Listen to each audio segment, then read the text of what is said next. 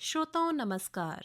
क्षेत्रीय समाचार एकांश के विशेष कार्यक्रम में मैं आपके साथ टेम्पल सानन। आज़ादी के अमृत महोत्सव के अंतर्गत प्रस्तुत है ये विशेष कार्यक्रम, लेकिन पहले ये कोविड संदेश। भारत कोविड टीकाकरण अभियान के अंतर्गत 100 करोड़ टीके लगाने का लक्ष्य पूरा कर चुका है। इस महत्वपूर्ण कार्य में योगदान करने वाले चिकित्सकों, नर्सों और अन्य स्वास्थ्य कर्मियों का आकाशवाणी अभिनंदन करता है।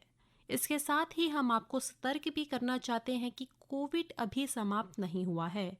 आप सभी से हमारी अपील है कि यथाशीघ्र दोनों टीके लगवाएं और अन्य लोगों को भी टीके लगवाने के लिए प्रेरित करें। त्योहारों के समय इन 3 आसान उपायों का पालन अवश्य करें। मास्क पहनें, 2 गज की सुरक्षित दूरी बनाए रखें, हाथ और चेहरा साफ रखें।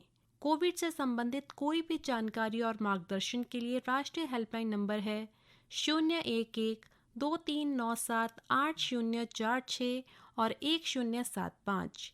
इसके अलावा प्रदेश हेल्पलाइन नंबर है 104 व 0135-2722-100 और 2724-506। और अब प्रस्तुत है आज़ादी के अमृत महोत्सव पर आज की विशेष प्रस्तुति। आज़ादी का अमृत महोत्सव।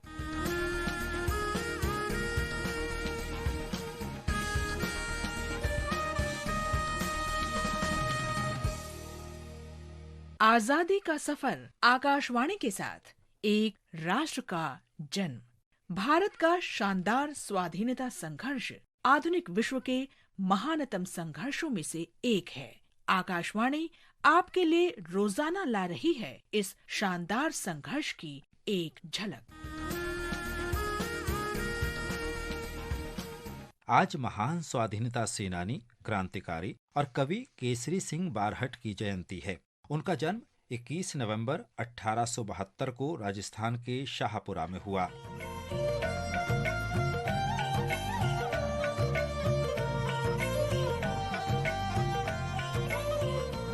केसरी ने राष्ट्रवाद और स्वतंत्रता पर अनेक कविताएं लिखीं। 1891 से केसरी सिंह ने अपने पिता कृष्ण सिंह बारहट के साथ मेवाड़ के महाराणा के यहाँ कार्य शुरू किया। प्रशासन में अंग्रेजों के बढ़ते राजनीतिक हस्तक्षेप के कारण केसरी सिंह ने 1893 में नौकरी छोड़ दी। उनका विश्वास था कि सामान्य सैनिकों, राजपूतों, चारणों और राजपूताना की अन्य लड़ाकू जातियों को संगठित करके सेना बनाई जाए तो राजपूताना ब्रिटिश शासन से मुक्त हो जाएगा और इस प्रकार क्रांति की ज्वाला शेष भारत में भी फैल जाएगी। वे रास बिहारी बोस और सचिंद्र नाथ सान्याल जैसे क्रांतिकारियों के संपर्क में आए। केसरी सिंह रिवोल्यूशनरी पार्टी में शामिल हो गए। 1910 में केसरी सिंह ने वीर भारत सभा की स्थापना की। वे सशस्त्र क्रांति की तैयारी के लिए विश्व युद्ध की शुरुआत से ही इस कार्य में जुट गए। उन्होंने बनारस के क्रांतिकारियों को कारतूस का पार्सल भेजा और रियासतों और ब्रिटिश सेना के सैनिकों से संपर्क किया। ब्रिटिश सरकार ने राजद्रोह, षड्यंत्र और हत्या के आरोप में केसरी सिंह को 21 मार्च 1914 को शाहपुरा में गिरफ्तार कर लिया और बिहार में हजारीबाग केंद्रीय कारागार भेज दिया। अप्रैल 1920 में रिहाई के बाद केसरी सिंह वर्धा गए, जहां उन्होंने साप्ताहिक अखबार राजस्थान केसरी की शुरुआत की। 1919 में ठाकुर केसरी सिंह बारहट ने गांधी जी से मुलाकात की और उनकी सलाह पर वर्धा में राजस्थान सेवा संघ की स्थापना की। वे अगले वर्ष उसे अजमेर ले गए। 14 अगस्त 1941 को ठाकुर केसरी सिंह बारहट का निधन हो गया। आज क्रांतिकारी, स्वाधीनता सेनानी, पत्रकार और विधायक देशबंधु गुप्ता की पुण्यतिथि है। उनका जन्म 1901 में पानीपत में हुआ था। उनका नाम रतिराम गुप्ता था। स्वामी श्रद्धानंद और महात्मा गांधी ने उन्हें देशबंधु की उपाधि दी। वे आर्य समाज के सदस्य थे। किशोरावस्था में वे प्रायः सड़कों पर विरोध प्रदर्शन में शामिल होते थे। इंडियन नेशनल कांग्रेस में शामिल होने के बाद वे लाला लाजपत राय और महात्मा गांधी जैसे पार्टी के बड़े नेताओं के करीब आ गए। लाला लाजपत राय ने उन्हें करनाल में कांग्रेस समितियां गठित करने की जिम्मेदारी सौंपी। गुप्ता संविधान सभा के सदस्य थे। वे स्वतंत्र प्रेस के बड़े पक्षधर थे। वे राष्ट्रीय राजधानी दिल्ली को विधानसभा का दर्जा देने के हिमायती थे। उन्होंने स्वामी श्रद्धानंद के साथ रोजाना तेज समाचार पत्र शुरू किया। मशहूर पत्रकार रामनाथ गोयनका के साथ मिलकर उन्होंने चेन्नई में द इंडियन न्यूज क्रॉनिकल शुरू किया। 21 नवंबर 1951 को देशबंधु गुप्ता का निधन हो गया। उनकी मृत्यु के बाद रामनाथ गोयनका ने उस अखबार का नाम द इंडियन एक्सप्रेस कर दिया। स्वाधीनता सेनानी अनंत लक्ष्मण कान्हेरे ने 21 नवंबर 1909 को ब्रिटिश अधिकारी और नासिक के कलेक्टर A.M.T. जैक्सन की गोली मारकर हत्या कर दी थी। जैक्सन पर अभिनव भारत सोसाइटी की गतिविधियों की जासूसी कराने का संदेह था। नासिक के लोगों ने विजयानंद थिएटर में जैक्सन का विदाई समारोह आयोजित किया और उनके सम्मान में नाटक का मंचन किया जाना था।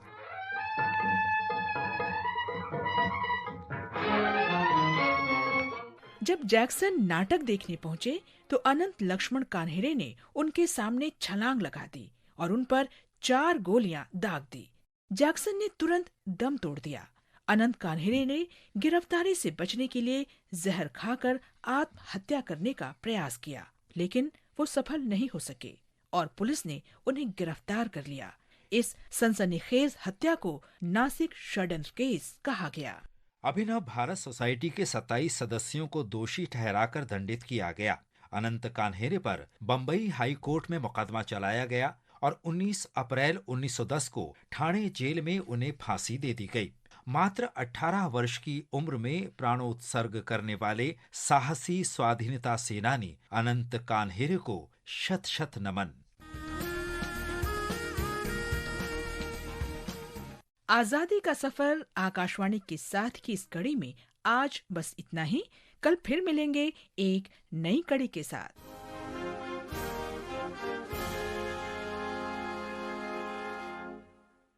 तो अभी आप सुन रहे थे आजादी के अमृत महोत्सव पर आज की विशेष प्रस्तुति। भारत कोविड टीकाकरण अभियान के अंतर्गत 100 करोड़ टीके लगाने का लक्ष्य पूरा कर चुका है। इस महत्वपूर्ण कार्य में योगदान करने वाले चिकित्सकों, नर्सों और अन्य स्वास्थ्य कर्मियों का आकाशवाणी अभिनंदन करता है। इसके साथ ही हम आपको सतर्क भी करना चाहते हैं कि कोविड अभी समाप्त नहीं हुआ है। आप सभी से हमारी अपील है कि यथाशीघ्र दोनों टीके लगवाएं और अन्य लोगों को भी टीके लगवाने के लिए प्रेरित करें। त्योहारों के समय इन 3 आसान उपायों का पालन अवश्य करें। मास्क पहनें, 2 गज की सुरक्षित दूरी बनाए रखें, हाथ और चेहरा साफ रखें।